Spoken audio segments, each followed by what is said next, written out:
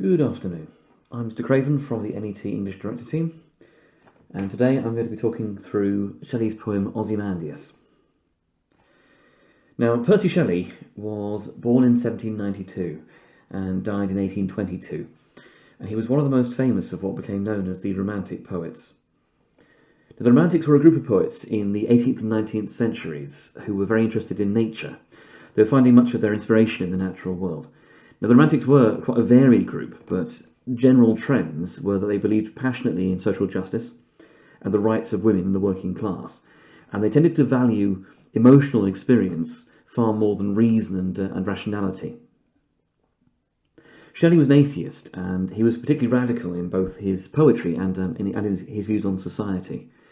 Shelley's father was a knight, and he attended some of the best schools in the country before he went to university. Unfortunately, Shelley was kicked out of university before finishing his degree, and that was largely due to his political and his religious views.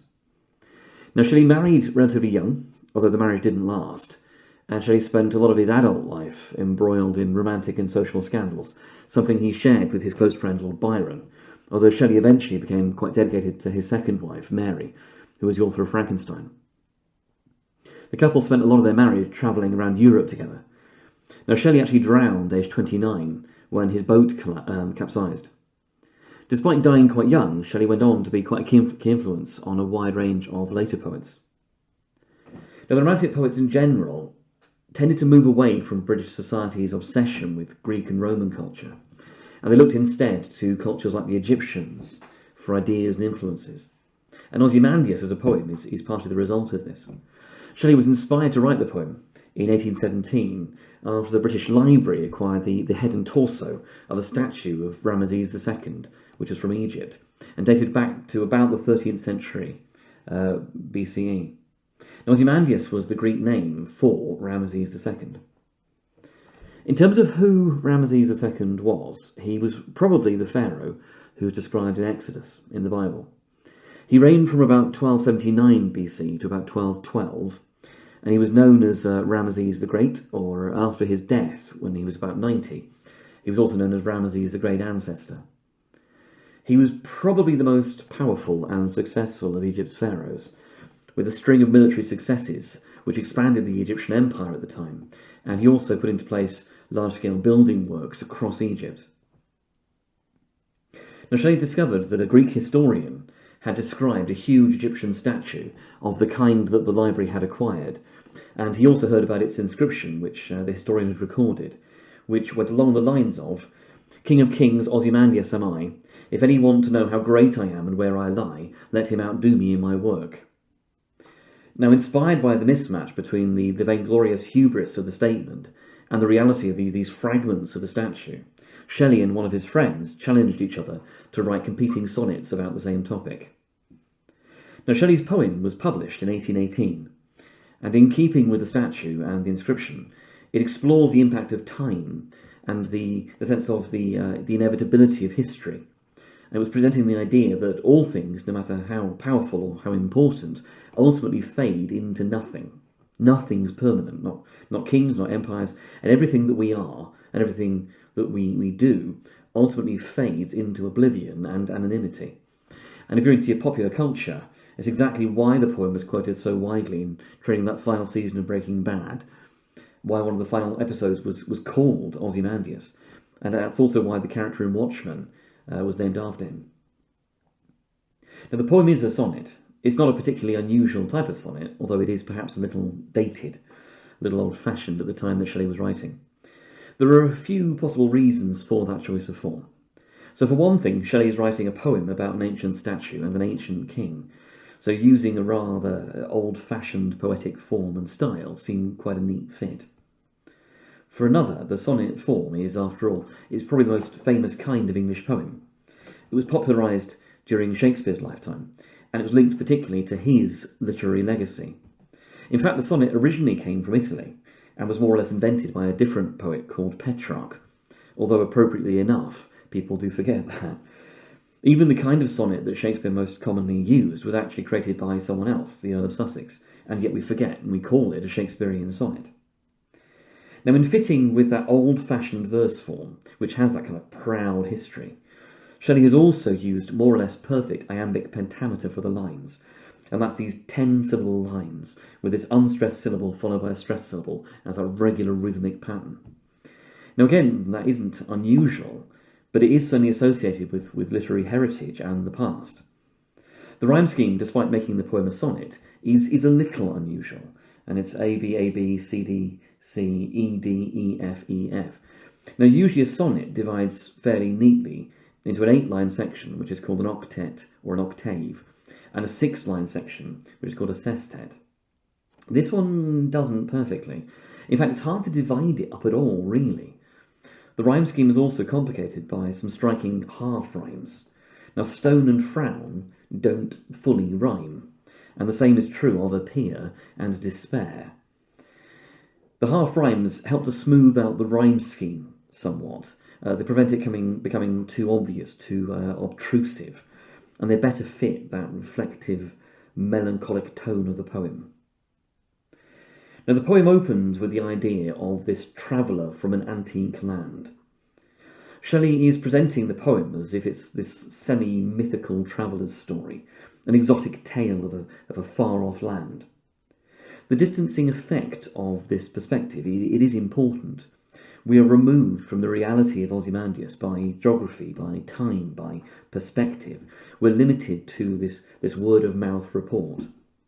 And the references to the traveller and the land being antique, both linked to the passage of time. However mighty this King of Kings may have been, time moves on, and we are all limited by space. King of Kings. Now, while it does have other reference frames, it's also a title used to refer to Jesus within Christianity. So if you see, for example, the first epistle to Timothy and the book of Revelations. Now, in terms of Shelley's devoted atheism, could we see here the poet actually predicting the decline and fall of the European Christian dominance in the world at this point? Maybe of organised religion as a whole? Possibly. It's worth remembering that the statue from which Shelley drew his inspiration had existed around 13 centuries before Jesus of Nazareth had even been born. And yet this ancient power had crumbled to nothing. Empires, both temporal and spiritual, decline and die, the poem seems to be suggesting. Now, the remnants of the statue, they're worth considering. The legs may be vast, but there's no body attached to them, no trunk, no real substance. It's particularly ironic in terms of them being built of stone, something we think of as lasting, juxtaposed with the desert and the sand, which shift endlessly and erode whatever's there. The idea that the legs stand is worth noting. Time moves on, the traveller travels, but the legs stay the same. The past is unchanging. The visage being shattered represents the facelessness of this figure. Now, this was someone powerful, someone used to being obeyed, and we can tell that from their frown and their sneer of cold command. However, now their face isn't even complete. It's linked also to the idea of the statue itself being only a representation of the figure. In an odd sort of way, the statue for the traveller is almost a parallel for the traveller to the narrator. The real king is represented by the statue for the traveller. The statue is represented by the traveller for the narrator. We've got no contact with the real figure, only this vague record of their representation. Notice how the lines from near them to cold command, while they are still in iambic pentameter, they're divided by these caesuras, these breaks in the lines, after them, lies and lip. It's almost as if the fragmented lines and these lists of features are being used to reflect these few remaining fragments of the past that are left behind. Now, the passions read by its sculptor still survive, stamped on these lifeless things, with that juxtaposition of the passions and these lifeless stone fragments being quite telling, I think. Ultimately, there is no life left now, however vital, however living the figure may have been when alive.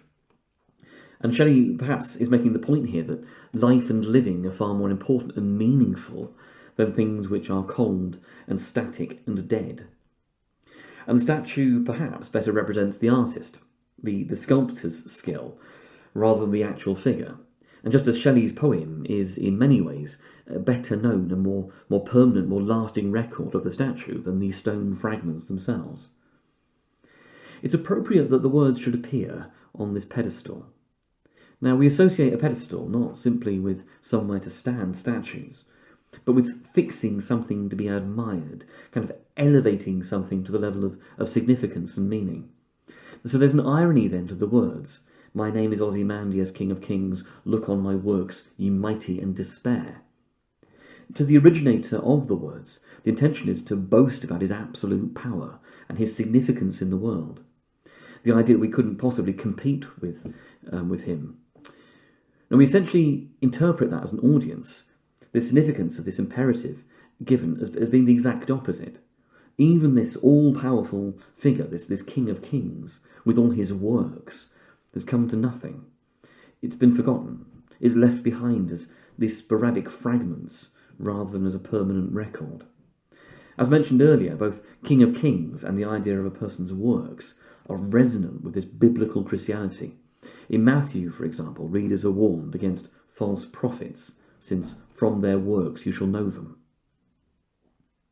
For Shelley, anyone mighty looking at this statue should compare and should despair, because ultimately everyone will end up like the statue, broken, abandoned, forgotten. As Shelley points out, nothing beside remains, with that finality of the full stop reinforcing this brutal truth. What is left round the decay of that colossal wreck is simply the lone and level sands which are stretching far away. A world that moves on without caring about the loss of this past, with those alliterated plosives on boundless and bare, juxtaposing with the statue, which is now very firmly bounded, limited. Nature and the natural world are unlimited, which is, I think, is what Shelley is seeming to suggest, whereas humankind can't help but be limited by, again, time and space. Now, again, it's worth considering Shelley's atheism here.